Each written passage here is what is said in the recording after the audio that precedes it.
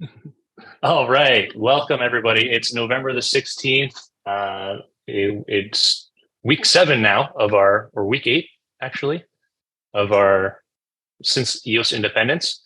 We've sort of rebranded this from our EOS Leap upgrade group to the EOS Node Operator Roundtable. And we're going to continue down that path. Last week, we discussed sort of at a high level the opportunity for peer-to-peer improvements. We looked at the new RFP that was posted. And the goal today is to focus more on the net plugin improvements, enhancements, improvements, whatever you want to call it. Before we get into that, maybe we can take a quick look, as we normally do, at progress towards the next upgrade. That's still going to be part of the mandate of this group. As node operators, we need to get ready for the next upgrade, be prepared, know what's coming, share feedback. So why don't we start there, Stephen, if you can give an update on how we're doing. Last week, we talked about CDT 3.1. RC1 is out. Leap 3.2 areas to focus on testing. And we've got some documentation, system contracts, and DUNE on the way. Yep. It's basically the same update this go round, with the exception that I think that we're feeling comfortable finalizing the release of 3.2 for Leap. In terms of the timeline for that, my anticipation is that it will probably be the early part of next week. There's an opportunity that we over deliver and get it out the door before the end of this week. But I think confidently we should assume that 3.2 for Leap, so not CDT, just to be clear there, is what we anticipate having a final release. Okay. Are you still looking for focus on the ship backports and HTTP? Or are you guys pretty confident in there at that point? So I'd say that we feel comfortable moving forward with the release. However, I'm never going to say no to more community eyeballs on the areas of focus that we've asked to direct attention to. So, if you see something, say something. But so far, the testing that has taken place, we've resolved all of the issues that have been surfaced. One of those things was actually related to ship. That was in a previous RC already. But those are the two big areas of change. So that's what I'd say about that. Great. And did I get that timeline right, within the next week? Yeah, I think that's a good way to describe it for today. Cool.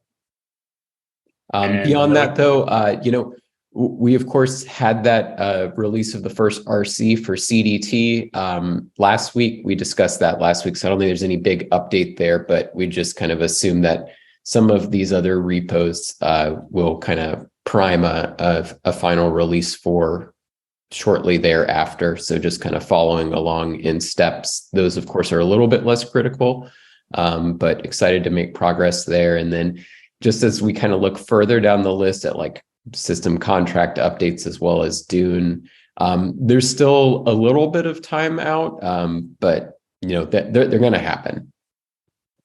Cool. All right. I'll just edit here on the fly our notes.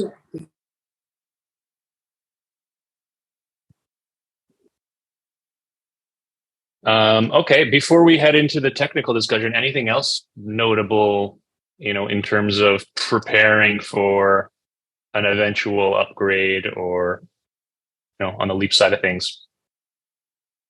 So maybe I'll just plant a quick seed here, and it's not something that we need to discuss extensively here today, but one thing that has come up in discussion with the internal team is just kind of our communication strategy around releases that aren't critical in the form of requiring a consensus upgrade or anything like that.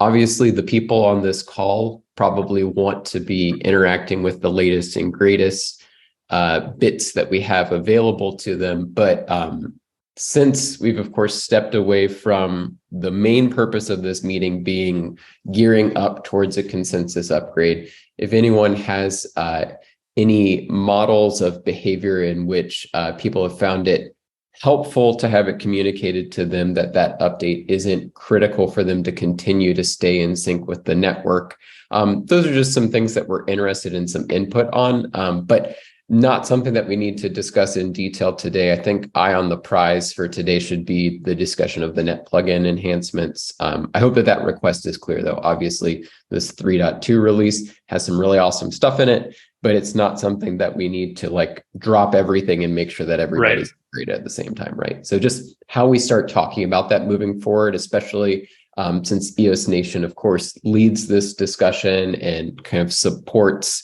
those upgrades. Just something that's kind of been fresh on our mind. Good. Yeah, thanks. Good context. So yeah, upgrade whenever you can. You're not going to be forked out the network if not. All right, so let's get into the technical discussion. Do you want to frame it up, Stephen? Sure. So really where we're at is that I said a few of these things last week, but I'll try and say it a little bit smarter this time around.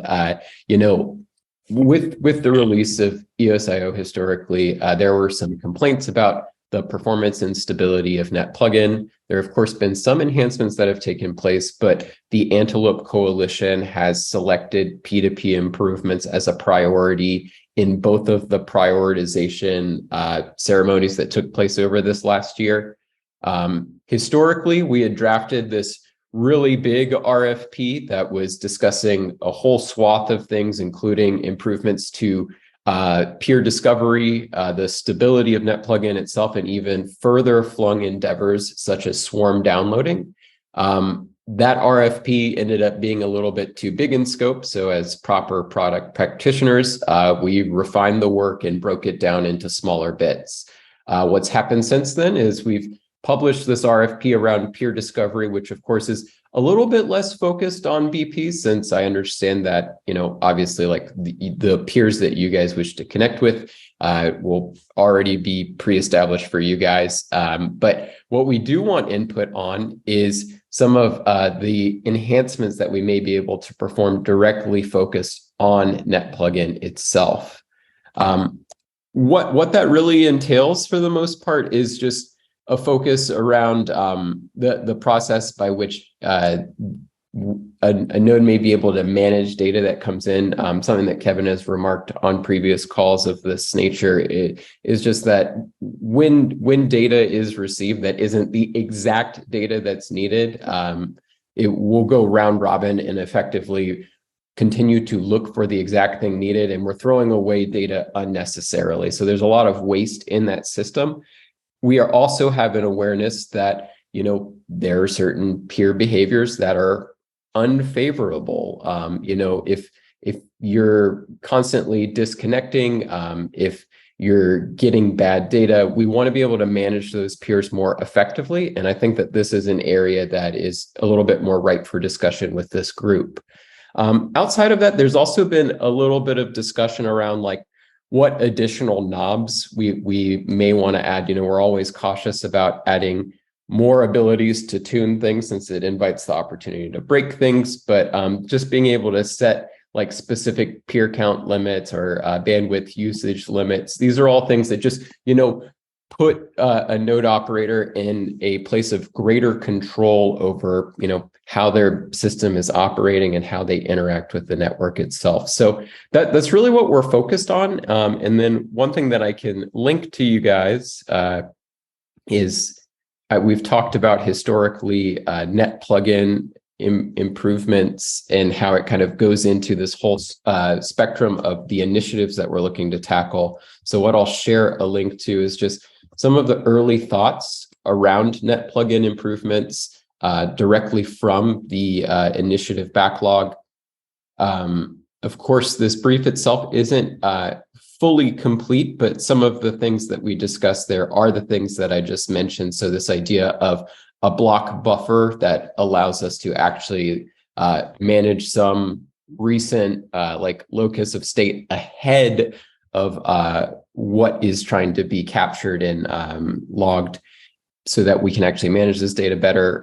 Some of those knobs that we mentioned, so the connection count and bandwidth usage limit, and then actually thereafter, just the management of those undesirable peer behaviors. So a lot of that's kind of outlined inside of this artifact, but of course, we'll be looking to expand that after this discussion. So that's kind of my primer. What kind of questions do you guys have?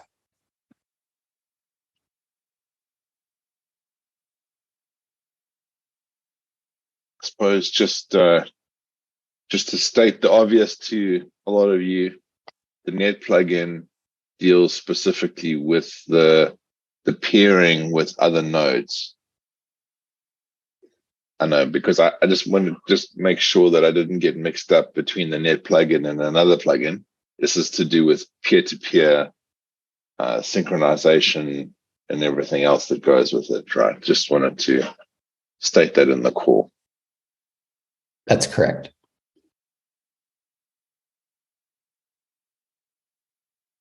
Well, do we start? Oh, go ahead, Ross. Well, we actually ended off the last meeting with me saying, Kevin, I'm interested with some of the things that you had already picked up on, and maybe we could just discuss a little bit. I know, Michael, you mentioned one of the challenges we had where it doesn't always go and find the most optimum peer. It always, just finds whatever peer it's got. And the peer that it does take could be the worst. And then we spoke about maybe some kind of state list, some kind of, routing table of such to that could, know which was the lowest latency to the best peer, et cetera, et cetera. That's kind of like where we left off last week. And I've got some more ideas related to that conceptually, but yeah, I mean, there's all sorts of pieces to the puzzle. We need one time's awesome peering strategy. So yeah, I mean, the overall aspect of, the Net plugin being intelligent with the lineup that it has, be it automatic peer discovery, manual peer listing, whatever, right? I mean, it's still the same general concept. I do, and would personally like to thank Kevin, think that the peer-to-peer protocol has had some enhancements along the way related to some of its connection handling and not being as, ignorant and assuming, to have addressed a lot of the, don't accept it if it shouldn't be accepted, try to reconnect instead of kind of going stale, however the hell I'm able to do that, things like that. But it's more, related to some of the actual logistics and intelligence of the use. Because it was always kind of, I think, and I don't know every line of the code, but it kind of, I'll only use the first little subset and I'll kind of just keep working my way through them. Your problem if they're not, working or whatever. And, that's definitely a piece. On a more technical and even protocol level, the BPs struggle because we have our own level of peer-to-peer meshing requirements, and even completely outside of just the normal holistic peer-to-peer efficiency. For example, idea that popped into my head, don't know if it's doable, but like if a BP could advertise its private address that it wants you to feed directly to, not the public peer, the private, dedicated, special BP peer, so to say.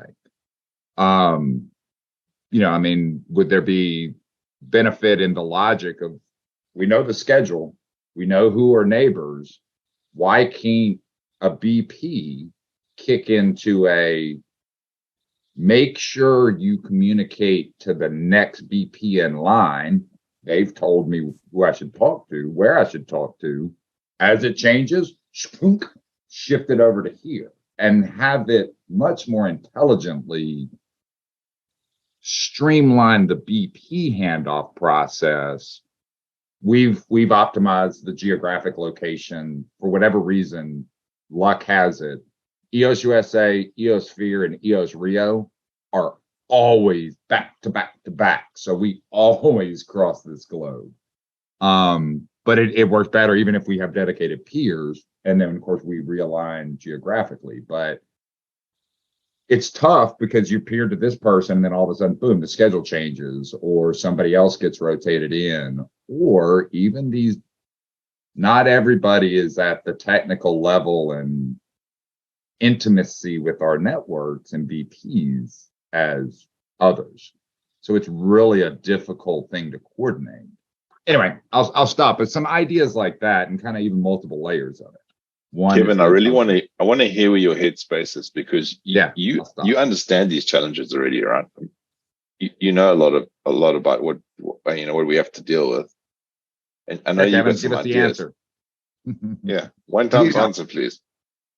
Yeah, the BP one is an interesting one for sure. I mean, one of the problems that Stephen has in his document there, I think, and we talked about, is that the net plugin is, I don't know how you classify it. It's optimistic, or it's, in a sense, that it's somewhat stateless. It does have actually state. It is tracking state for various things, just not things that are important for the conversation that we're having.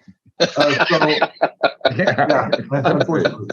But I mean, we've talked internally the fact that, like, maintaining a bit of state and using that state, it could certainly help out a lot. Just for instance, right now, just at a very high level, the way the net plugin works when it's syncing is it just round robins around the list of peers that you've configured it with, or any that have connected to it. So, unfortunately, that just means, like, what I think a lot of people do in the public is they think the more peers, the better. So they grab the biggest list of peers they can find and they throw it into the config, thinking, well, one's good, 100's better, which we all know on this call, I think, that the opposite of that is actually true. So what the net plugin does is it just blindly goes through that list and says, well, I'll sync from this one for a little bit, and then I'll go to the next one, and then I'll go to the next one.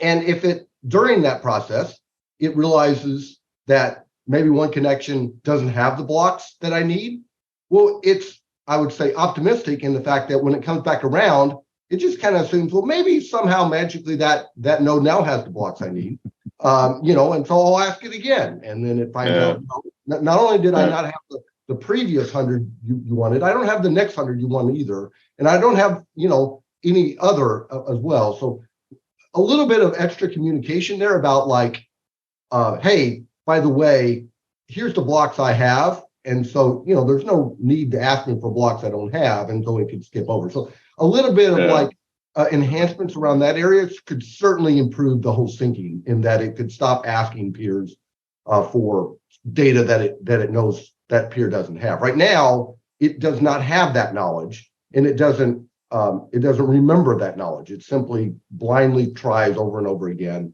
It's what I would kind of classify here as a stateless sort of thing of like, just, well, I'll try and see, and maybe it will, maybe it won't, and then it's got to figure that out each time, and that takes time for it to actually figure that out. So there's some enhancements there. We've talked about, Stephen talked about a little bit of buffering, which would be good. Right now what happens is if you get block 5 and then you get block, so you get like block 10, but you needed block 9.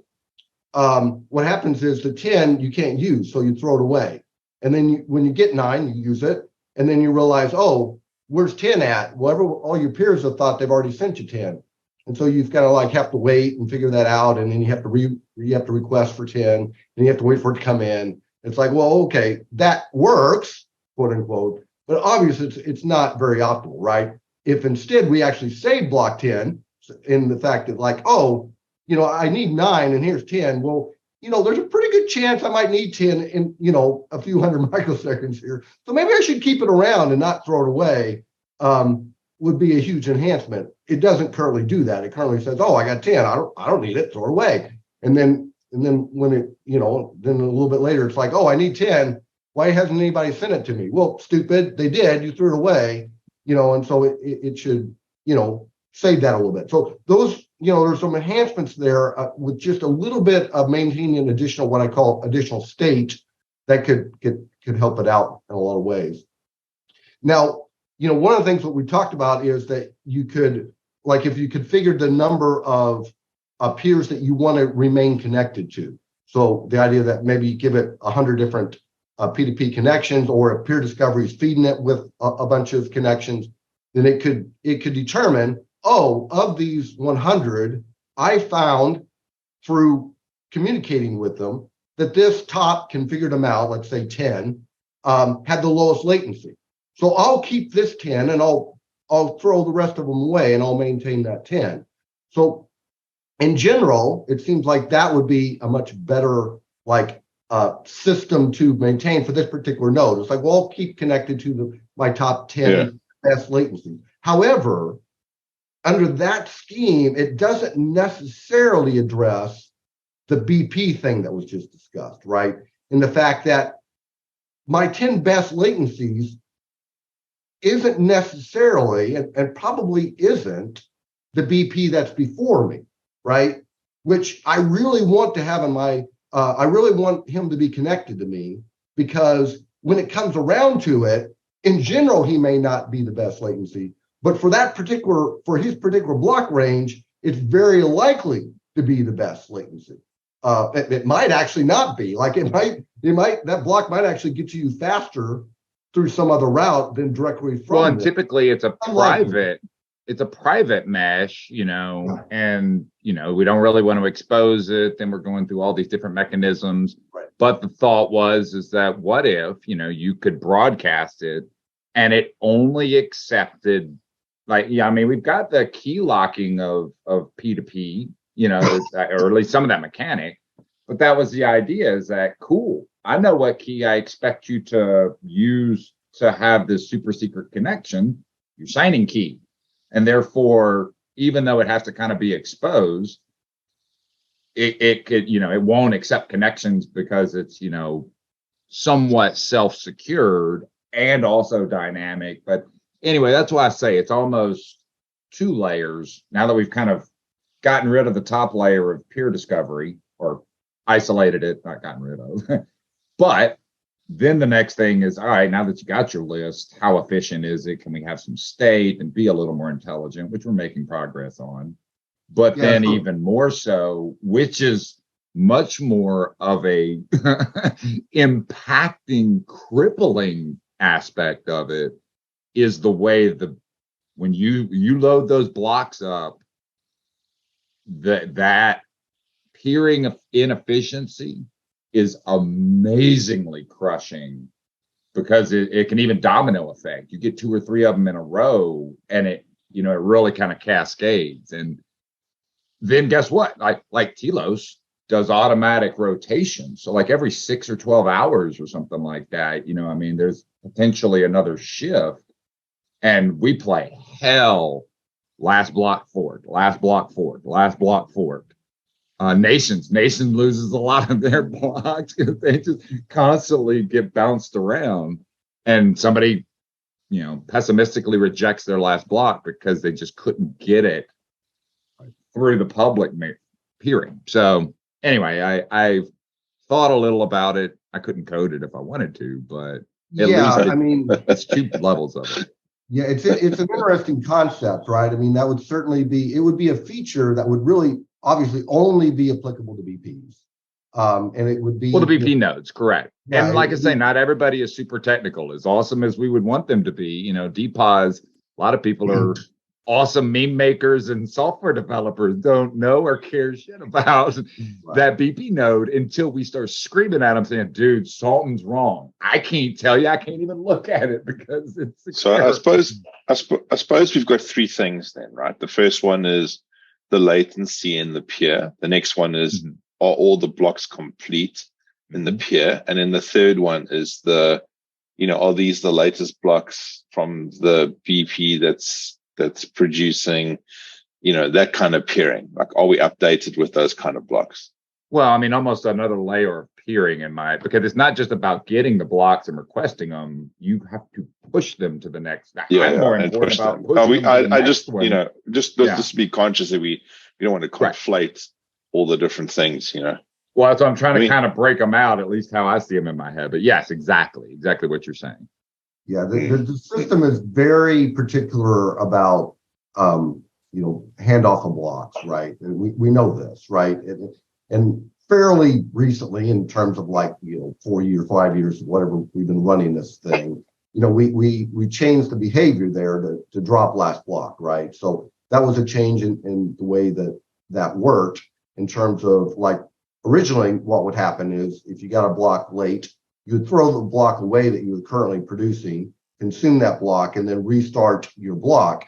And so what that did was late blocks kind of punished, if you will, the wrong person. So fairly recently, year and a half, whatever it was, 2 years ago, maybe now, it probably is 2 years now, we added the drop late blocks, which means that if I don't receive a block from the previous producer and it's time for me to produce a block, well, it's their fault they didn't get it to me in time, and I'm going to start producing, and I will not consume those blocks. Now, obviously, other people in the network will, and so either way, you're going to get forks. It's just in terms of who wins. Ultimately, it's going to be the producer that it's they're around to produce, which has a much more dramatic effect on layer 2 solutions than I think a lot of people take into account, because they're grinding, and especially from the ship level. I mean, we're just ingesting this fire hose, and then all of a sudden it's oh no, all that work that you did and all those commits and table updates in your database,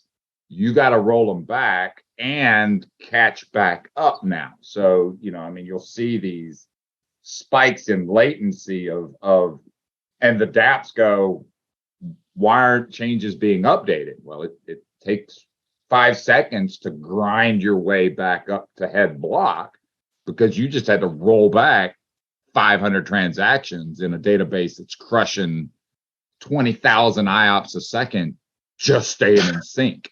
Yeah, and that's a really good point. The point is that it degrades quickly in the fact that if the problem is your performance, it reacts with a fork, right? And the fork is the worst thing you want to happen when performance. That's what I've spent years and had many a conversation saying, I would rather you miss blocks than I would rather you fork every round, because at least it just pauses and everything kind of rolls over, versus it still rolls back in time and crushes the catch-up sequence, whereas just live reading says, oh, nobody did anything for 6 seconds, which in itself is a problem. But it was amazing to me once you really loaded it up, how ripple effect that did, just crushing layer 2. And then obviously the UX experience of it. I'm constantly having a 5-10 second lag every 2 minutes. We find that with our performance testing that we do. We know that the system degrades when you push it fast, harder than it can actually handle. So you think, in an ideal system, you'd want it where, as you ramp up transactions, that you'd hit some level, and that's the max, and then it just wouldn't go any faster. But that's not what happens, right? What happens is you push it up, once you pass a threshold, your performance doesn't stabilize, it crashes. So you go from, if your max, let's say your max is 10,000 transactions a second, maybe you can purr along at that forever. But if you try 15, you don't stabilize at 11 or 10, you jump down to 5 because the thing just falls all over itself because of the forking and the drop blocks and everything that's happening in the system as it tries to handle this load. It degrades in a way that and so that's what we're trying to protect against, right? And so again, that goes to, well, potentially, if we can figure out a way to have better handoff between our BPs, then we can get to a system where we're minimizing these forks, we're optimizing our handoffs, and that's something that maybe we can try to put some engineering to. Right. And it's like you said, it's difficult because what do you want to do? Do you want to have maybe some sort of configuration of well, okay, this endpoint is this BP, and I have got to tell my node that that's the case, and the node says, oh, okay, the schedule changed, so I need to make sure that if I'm not connected to this peer, that I better connect to it, and I'll need to pick one of my other ones that maybe are farther away now in the schedule and disconnect from it. Right? That's a pretty big feature to add. I mean, it's something we could certainly contemplate. But I mean, I think that's kind of what I'm hearing you would like to potentially see. It was, you obviously identify the issue, right? I mean, and like I say, it's an even bigger, wide-reaching issue because it absolutely crushes everybody. Everybody's got to fork back, Whereas at least if you're inefficient at your peering nodes, you're really just kind of crushing you and your peers. But like I say, I know it ain't an easy fix. I know it's going to add, latency and processing and state and all of that. But yeah, I mean, that's why at least, I don't know, something like that might work because it mimics what we're basically doing now. And still has the ability, if it were a WireGuard private mesh or if it were a public peer that, whatever. But just the nodes to know of each other and the BPs to try to more efficiently minimize that is a feature I would love to think about. I would be curious to hear you guys' thoughts on trade-off of latency for performance in terms of just at a conceptual level. If you produced all 12 of your blocks in a round, let's say in the first 3 seconds of your 6 seconds of your round, then that would potentially give much longer time for those blocks to get to peers and get processed, potentially minimizing the number of forks that you're having. So I think we could optimize performance, like throughput, by compressing the production time within just as a talking point, the first 3 seconds of your 6 seconds, right? But obviously that would induce latency for those last 3 seconds. In that if someone puts a transaction, that's what I was going to. I like the idea you had presented of being able to push it further back than that 12th block, right? Because I mean, sometimes it's just, I don't know. You can't get from South America to Kangaroo Land in half a millisecond or whatever. But yeah, I mean, when you say, well, okay, fine. I know I got a hot rod machine. I can shove all the pending transactions in the first 2 blocks, send it out there and be like, hey, I'll never get forked out.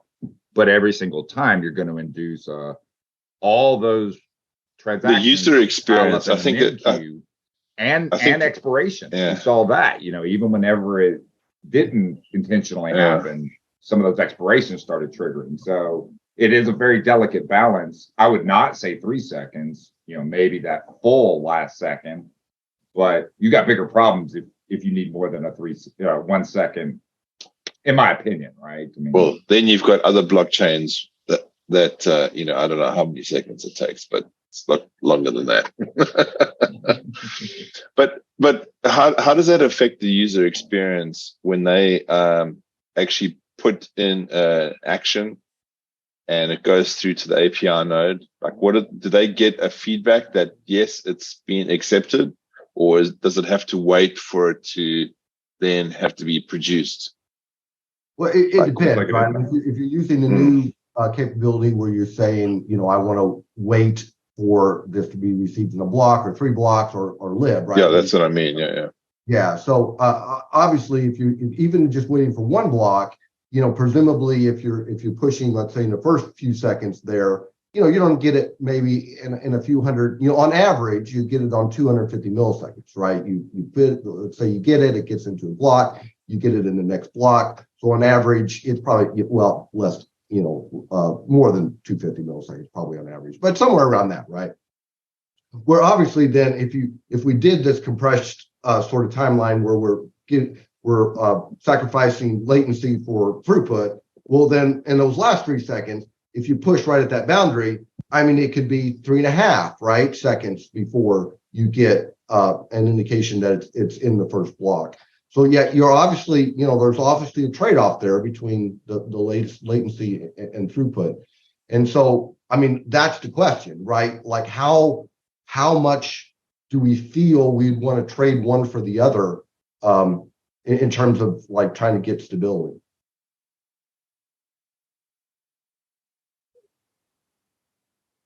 And the answer is it probably depends, right? I mean, some people would prefer, like, they don't care, like, well, whatever, it's less than 15 minutes, so okay, it's great.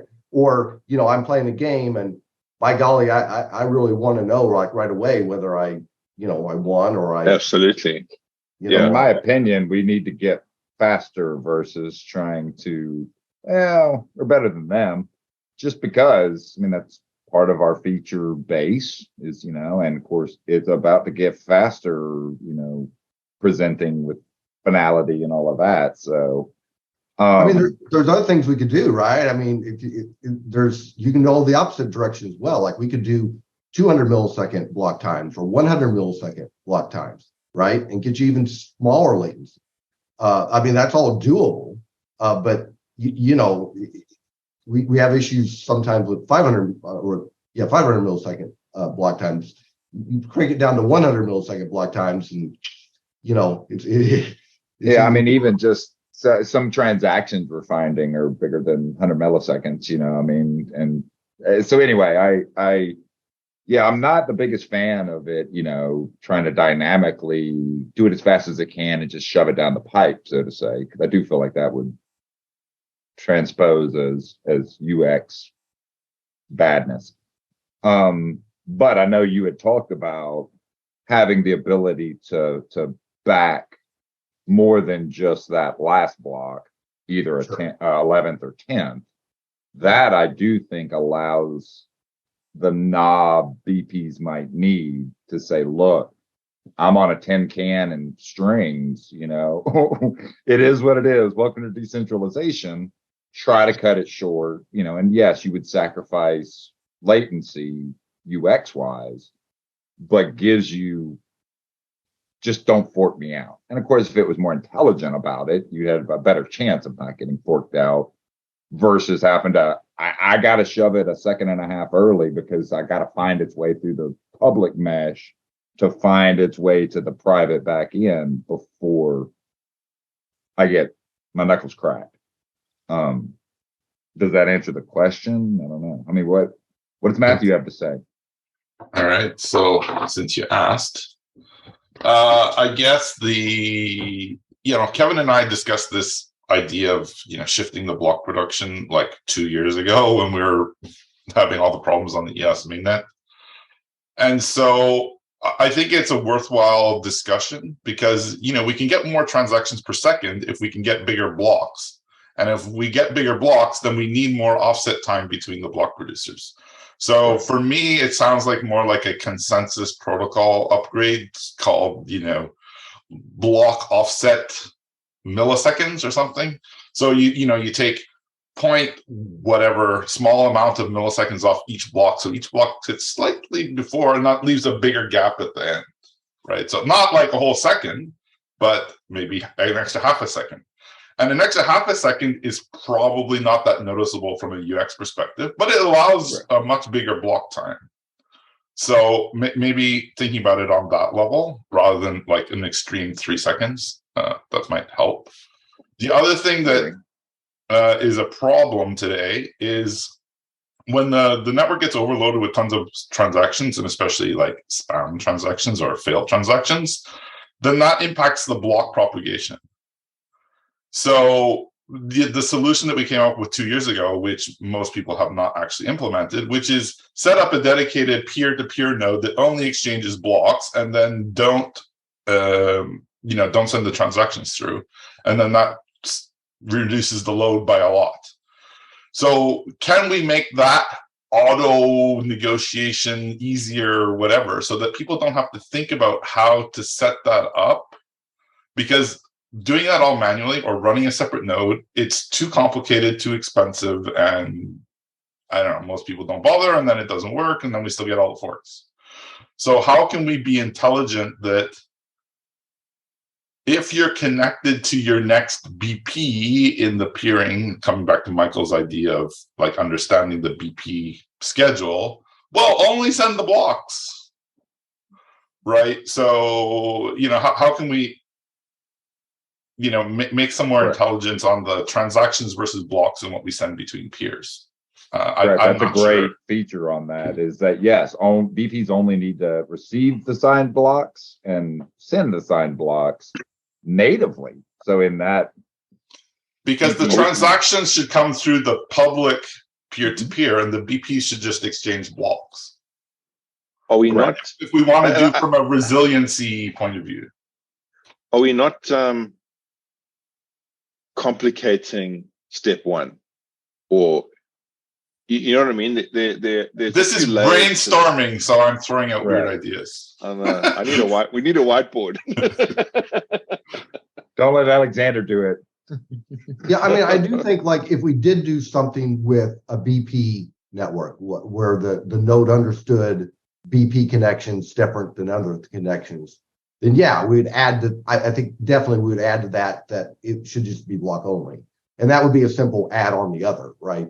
That's not a large lift, because we already support that capability. It'd just be like, okay, if the node is understanding a BP network, then yeah, just that it's block only. It just by default, at least by default, or maybe just period. For those peer-to-peer connections, I mean, obviously. Yeah, obviously a block producer needs actual transactions. Yeah, it does need some way to. I did that. You don't get forked out if you don't actually put any transactions in your blocks, right? So I did that. They called me out on it. I'd gotten my pass screwed up, and it was only peered to block onlys. And many block producers have run into this. Right.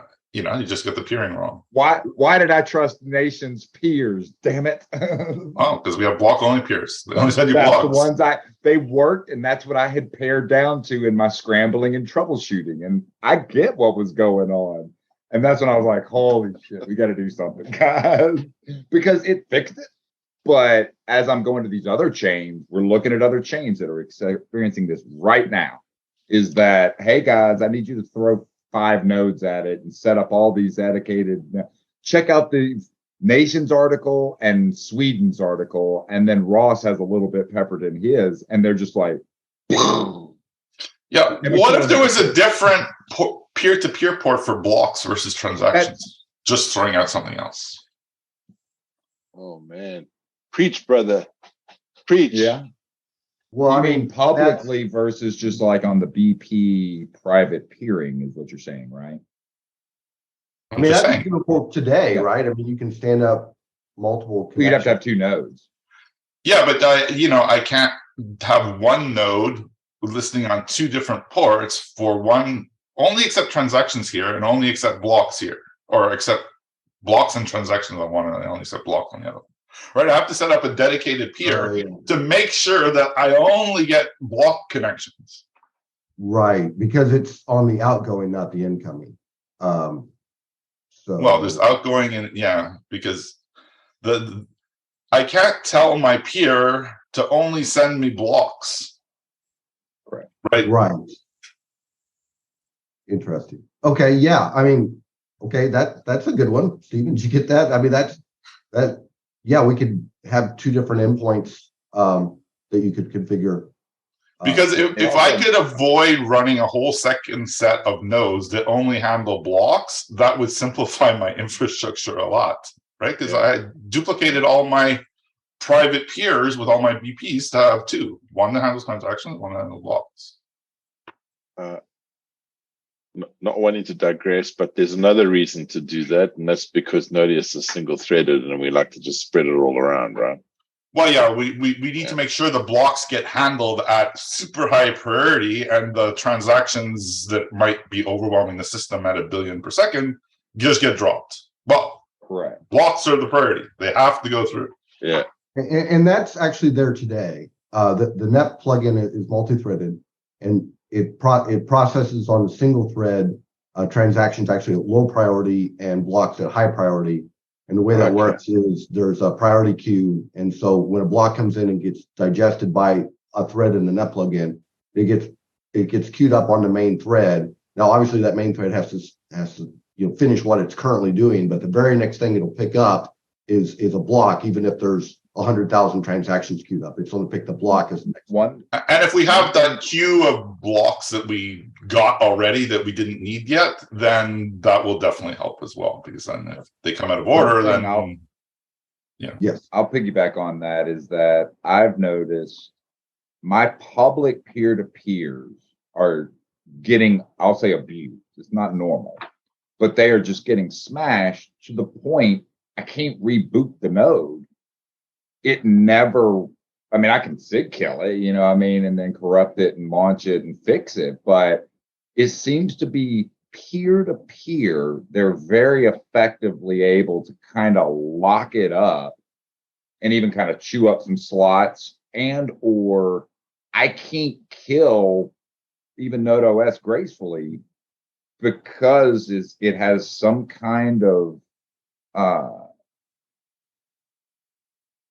That actually sounds like you're running out of file handles. No, I've got file handles at 1 million or something like that. I mean, I know it. Too many open files. I don't know. I don't have this problem, but I've showed y'all is that something about I'll see ratcheting. People just keep adding dozens and dozens and dozens and dozens of peers, and I'm like, that's not obviously natural traffic, and it's not all my peers, so it's not my HA proxy timeouts or anything like that, but it's only the public peer-to-peer nodes that really I can't stop and start them with the whatever, until if I'll go in there and I'll actually slice all the connections, and terminate them and make them let go. Yeah, then I do the same. Shut the interface. Yeah.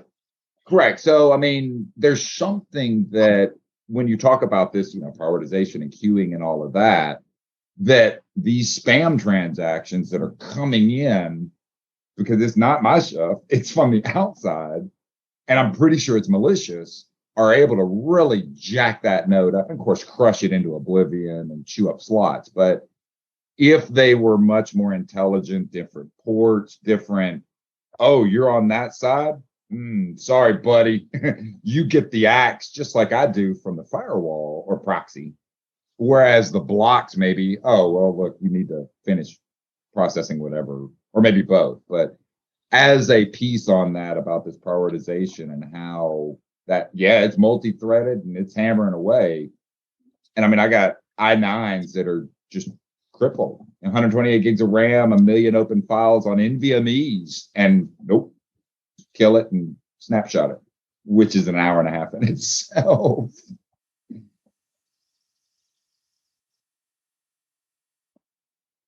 Yeah, right, so another little bullet. Trying to reproduce that. Have we got you excited, Kevin? You look excited. I love to see a node in that state. It's curious. Happy to bring you into my world, and like I say, I narrowed down. Pro tip: you don't want to go there. He loves coming into my world. I've never had a developer be like, "Holy shit, you really are the best at breaking things." So anyway, but it obviously we have a lot of protections from the HTTP level, but very, very little. I can't even see what the hell they're doing, other than if it normally has 36 public peer-to-peers, when it just sequentially goes up to 120 and then boom, falls off. Look, somebody ain't doing something right. I don't know what it is, but that in tandem with that node is not liking it. So something else to speckle into that whatever. But by far, my opinion would be this BP peering and some intelligence will help all the chains remain a little more stable. And even slice a little bit off of each block time. I I even like the idea of that block time being chain wide, because I have spent years training people. You have to offset your last block. You have to offset your last block. You have to offset your last block. They don't do it, they fork out. It'd be awesome if the chain could just say, look, guys, we all agree everybody needs 300 milliseconds because it's the interwebs. You know, to have that kind of enforced in the node, just be like, you're right. I don't have to be told to have a default. I can be overridden, right? Oh, you got a 10 cannon strings? Cool. South America, you need a little bit more time, override it, but at least at the chain level to say, in whatever way. Matthew, was the trimming of the individual blocks throughout the round in relation to just how bad Node OS snowballs when you've got the fire hose of spam transactions? It's just smashing 200 milliseconds and 200 milliseconds, and it's just not really enough. Whereas if you would just slow down a little bit, it wouldn't.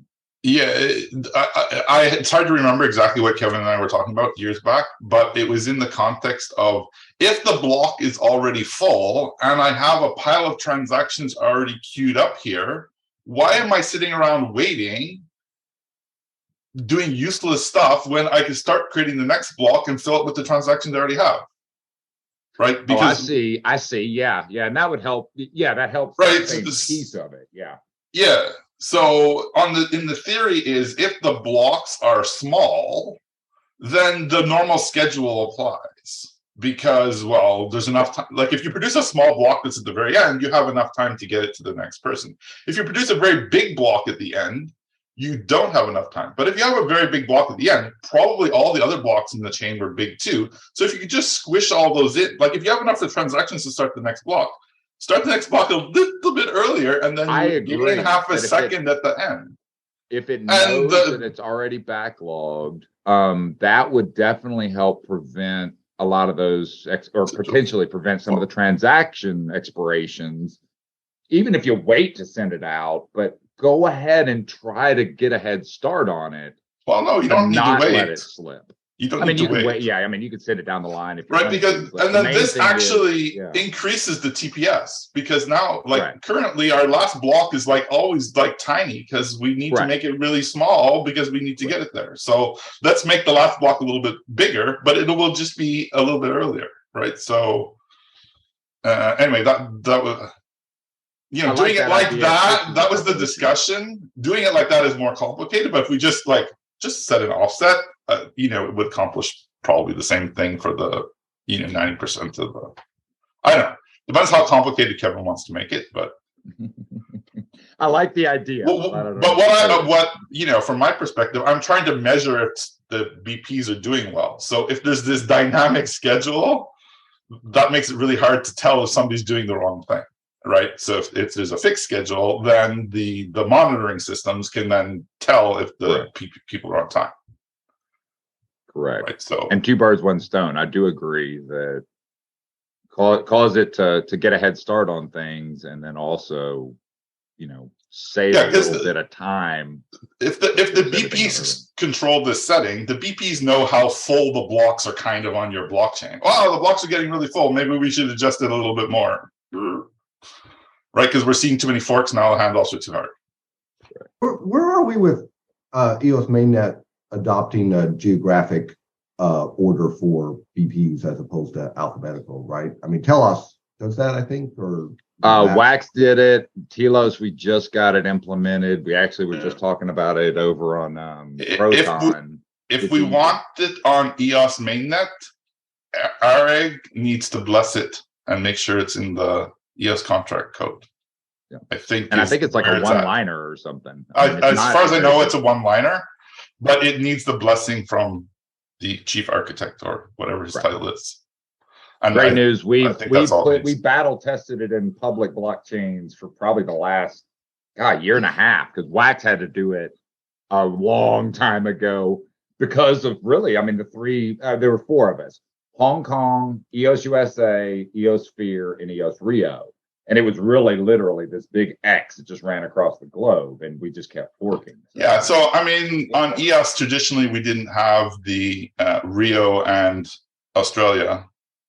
So it was all, North America, Europe, Asia. So it was all in the Northern Hemisphere. So we didn't have these big fork problems. Right. Like at one point, EOS Nation was between, I forget who, somebody in Japan and somebody in Europe. So we had the blocks coming in and the blocks, so it was the worst possible case. We were right in the middle of that. And it worked. So we managed to get it to You work. can make it work. It's just so much harder than, in theory, it needs to be, right? But as soon as you put, Southern Hemisphere in with the geography, then you have problems. Or change the rotation. That's really,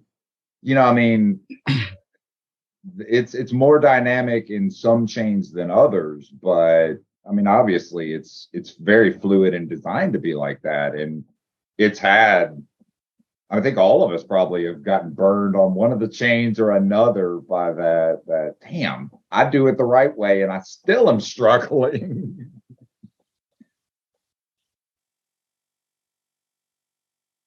So we're coming up on the hour now. Sounds like Steven's got some promising new features to add to the backlog here. How do you guys want to move forward? Do we want to for next week continue on this topic? Is there a new topic?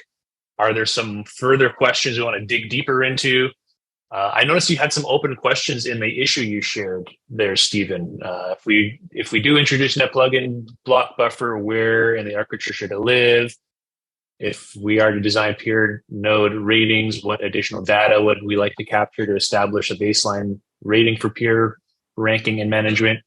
And what about IPv6 compatibility? I'm not sure if those are questions suited for this group or another group, but I noticed you have those here in the issue you shared.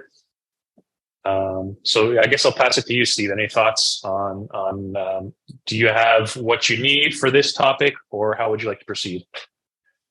So I think what I'd like to do is I'll have an opportunity to kind of circle back through this recording once more just to polish up my notes. I don't think that it's critical that we continue the conversation specifically on this topic unless you guys feel like you'd like to continue the conversation. We've got a lot of good ideas out here today. All of that should be incorporated into that initiative issue that I had linked previously in the call. And that'll kind of be our pattern. I don't have an SLA in terms of timeline in which we'll manage that stuff, but that will be our pattern in which we operate. What I'd like to empower this group to do is we had talked about previously that there are product proposals that are submitted as PRs in the EOS Network Foundation product repo. So if you look at those pending PRs and there are specific things related to node operators that you guys want to bring here and discuss, I think that that's a really great avenue. And also that means that you can submit PRs, right? You can submit a PR as a product proposal related to node operator needs, and we can lobby to have that be the next roundtable discussion that takes place here. That's kind of my vision for it right now, but I want to stay flexible. I also want to stay supportive of EOS Nation and their vision for how this call should take place. But I don't think that we need another dedicated meeting for this just yet. I'll add to that if you do have an idea that you want to submit as a PR into that, what Stephen was just referring to, you can reach out to me. I'm in all of the main sort of EOS and Antelope groups, and I'm happy to partner with you to fill those in. So my vote is state database trimming. 100 gigs of RAM and growing gigabytes a week is unsustainable. And I will empower you, as stated, to put those things pen to paper. So put them in a PR. You sound like Matthew. I think it's out there somewhere, and I know it's out there. I just, me, I got to throw them out there. Oh, but totally. Anyway, yeah, I'm just saying that would trust probably the be process, my next biggest one. And also helping Brian hit the ground running since he's going to be increasingly more engaged on this front. Really excited to have the team growing and to have these conversations flowing as well. You have to excuse my manner, so I got to hop for another meeting, but you guys have a great day. Thank you, Stephen. We're Thank you, good. everybody. And Great. reach out to me, guys, if anyone does have a topic they really want. I've written down state database trimming as one possible option. Maybe we can Whatever you call have that. a vote or something in the Telegram channel and settle for a topic for next week. Thanks, everybody. Have a great day. Cheers, everyone. Bye. Thanks. Bye.